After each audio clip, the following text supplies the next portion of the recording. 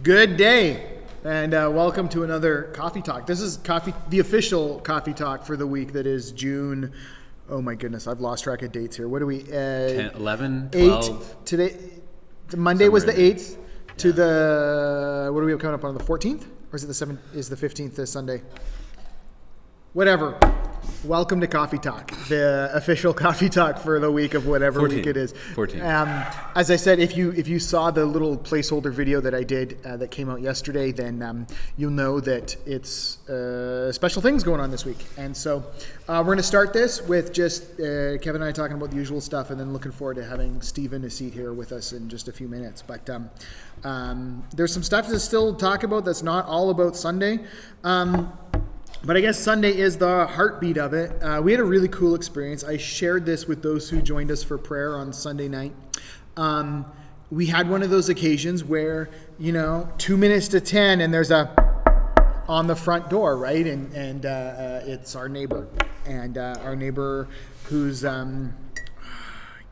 don't know how old she is, but the neighbor daughter who plays with my kids all the time. It's really great. It's like, hey, can we play? And it's like, well, church is starting, right? And you get that weird look, like, you're going to church? No. But you're at your house. Yeah, you're at your house, but church is starting, and it's like, hey, why don't you join us, right? Yeah. And which actually, interesting to note, is the first time she's been in our house since March, whatever, before spring break, when normally that would be like a once to 2 to 3 or 5 or 7 times a week kind of occurrence, right? And so up until now, it's just been keep distance outside in the yard. And we thought, well, maybe our bubble should expand to include this one other person. So she joined us for church. It was awesome. And though I imagine from her perspective a little confusing, right? Definitely when it came time to communion, she's looking at us like, what's... You did, right, and it's sort of like that. Well, you're there, like, and but real easy to kind of get over that and talk. And so it was a beautiful time of sharing church and sharing life. Yeah. And the thought that's been in my head again and again, and like this week over and over, is the fact that the church isn't closed, right? Yeah. You can't close people. Yeah. And because the church is people, the church has never been closed, just the building in many ways, right? Yeah. And so it was just a beautiful reiteration of that we've now been able to share a service with someone in our living room. But I guess kind of the topic we want to have you thinking about this week is, how are you sharing church with others? And we'd love to get you thinking, but also not just from what we might share, but even from one another. And so I think it's another great thing for you to be sharing to Facebook or wherever. Here's how I've invited a neighbor. Here's how I've shared Jesus. Here's how I've shared a service. Here's how I shared whatever. Over the fence, walking along the street, walking your dog. Yeah. How have you shared Jesus? Because everything has changed now. Yeah. The barriers that sometimes we built up in our minds even before of saying, well, my neighbor doesn't want to come out on a Sunday morning or something like that. All of that's gone because all of this has gone to them. Mm-hmm. So it's really easy to say, hey, go onto YouTube and look up LHB Church. That's a really great start that we want to just encourage you people in. Not share the church, not share Lakeview, because yes, that's important because we still want to be able to connect with people, but the ultimate goal is not to bring them to Lakeview. Yeah, absolutely. And I hope we're all on the same page on that. Which could actually come across and sound kind of like anti-church. We're not. But what I would say is the ultimate goal is to bring people into relationship with Jesus Christ. Yes. And totally. to make disciples of all nations, baptizing them in the name of the Father, Son, and the Holy Spirit. That's our ultimate goal. But one of the stepping stones that they get there is coming to church and connecting and making connections. And so if you're making personal connections with people, a natural step is to say, hey, here's a place where I connect with other people. It's Lakeview. It's online now. It's very different, but which might not be different to them. It might be also a little bit odd for them, but it's a really easy step. And so out of all the things that you're going to share on social media, all the things that you're going to talk about with neighbors and friends, I really hope that Jesus his relationship with somebody is the ultimate goal that you're going to be sharing with somebody. And I think there's a really easy ways to share Lakeview services, Coffee Talk, the church as a whole, the connections that we make, challenging people to get into life groups and stuff like that too. Those are just avenues that get us towards that ultimate goal of people having a relationship with Jesus, and really Totally. that's what we want to talk about. Yeah, absolutely. And so I know back in March we were kind of running around going, this is crazy, the world's on fire, right? And, we got the pandemic, this and that, and everything's shutting down. I know. We were all.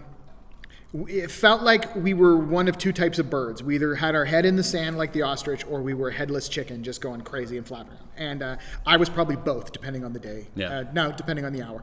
I was probably oscillating back and forth between the two. But the thing is this. It all comes down to, how are we letting our light shine today in June the whatever? Right? It doesn't matter what we did in March. What matters is today, how is our light shining? How are we reflecting and shining the light of Christ? Forget our light, it's the light of Christ, right? How are we sharing that? So think of everything you're going to share on Facebook this week about this issue, that issue, the other issue, the thing issue, the whatever. How are you sharing Jesus? Or maybe actually a more important way to say it is, those who know that you represent Jesus and are going to see what you're posting, what are you actually representing about Jesus based on what you're posting? And that's what we need to be thinking about. Yeah. And so, sure, you have opinions, I have opinions, we all share whatever we share, but why not also share, why not share people, nieces, nephews, grandkids, whatever? Why not share the children's ministry video that Pam and Randy did last week, or that will be coming out this Sunday, or share the service, or share even if you find something great that's another pastor or another church, great, Yeah. share it. Yeah. Share Jesus this week with somebody. And that's what we would, that's what I definitely would encourage you to do. And so, lots of different ways, different things to do there. And so encourage you to be mindful of how what you're sharing represents Jesus, and be thinking through how you're sharing him. So. And along those lines too, it's really cool that we actually get to hear from many different voices. We got Absolutely. to hear from Steve Bailey a couple times now already, and he's kind of been one extra voice besides ours. And he's coming back for more too. He's coming back for summer. more. Yeah, Yep. yeah. We got a schedule laid out for the rest of the summer as well, and so that's kind of all laid out beautiful. and headed forward. Chris is going to preach again. I'm going to preach again. But we also have a couple other people who are going to be on this as well too. And so this is a quick conversation that we had with Steve Jans. Yes. That's the name? Okay. Yeah. And he is the president, CEO? I think the title is Ministry director? You know what, I we'll don't just let him explain it. That's probably best. But he's with Miller College at their Sunny Bray campus, and he'll straighten us all out and all of that for sure. Mm-hmm. So I'm here with Steve Jans, and Steve's come down and joined us. He's preaching in our service this week, and we wanted to take a couple minutes and just get to know Steve a little bit more. And so we know that I know they're learning that you're the executive director of the Sunny Bray campus of Miller College. Right. Share with us a little bit, maybe real quick, why Christian education? How did you get there, Yeah, and that's good. what led you to that? Would love to. The first thing, though, this Yeah. is called Coffee Talk. I've watched a few online. I know. Where's the coffee, Pastor Chris? Yeah, I'm I a know. little bit disappointed. Fair enough. We'll get someone on next that time. next time you come. It's good. It's all good. I graduated from Bible college. Used to be called Miller Memorial Bible Institute back in the day. Yeah.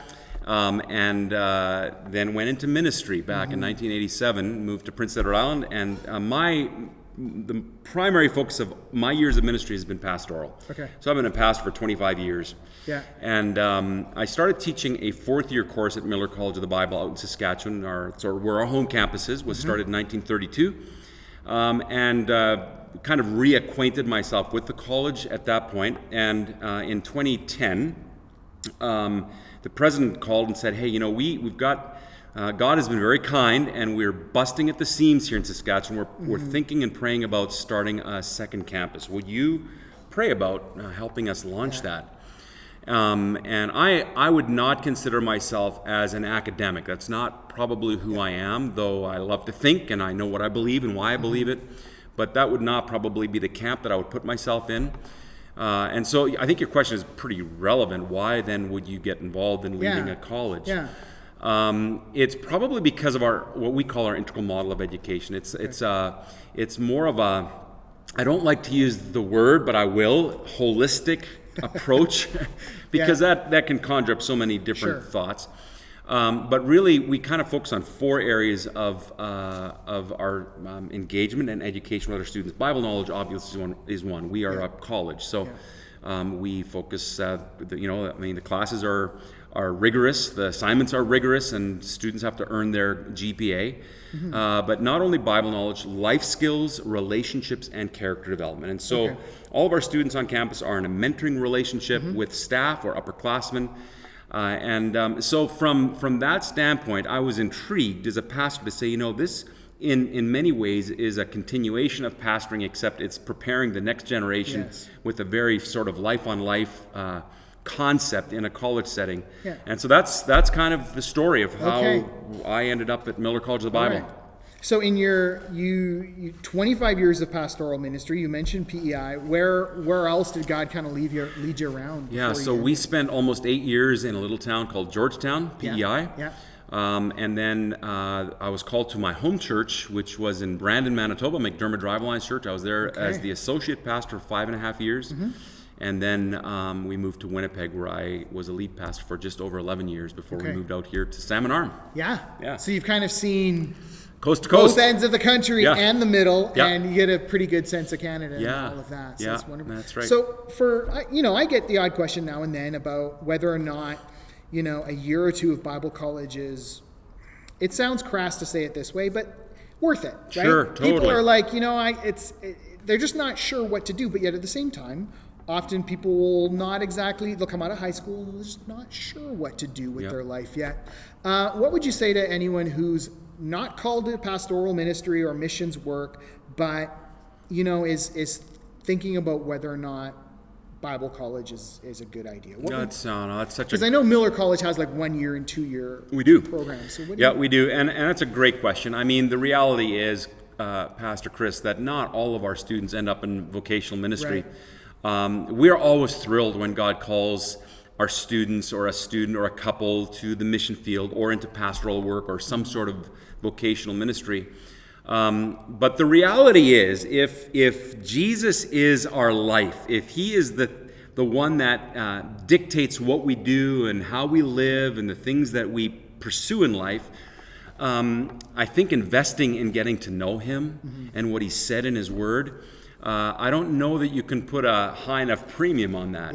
I don't think that Bible college is necessarily for everybody. I'll just be honest with you. I think it's a great option for many people, probably more than are applying and going, because it grounds a person. So if your career is, as a dentist, we have one of our first grads is now in medical school, becoming a doctor, doing a great job. But if you were to ask her today, and she came for 3 years, were those 3 years valuable? I know that she would say unequivocally, these gave me a foundation to now do what God's called me to do as a doctor in a much better way. And so you might be working on the farm. You might be a dental hygienist. You might, work in retail somewhere.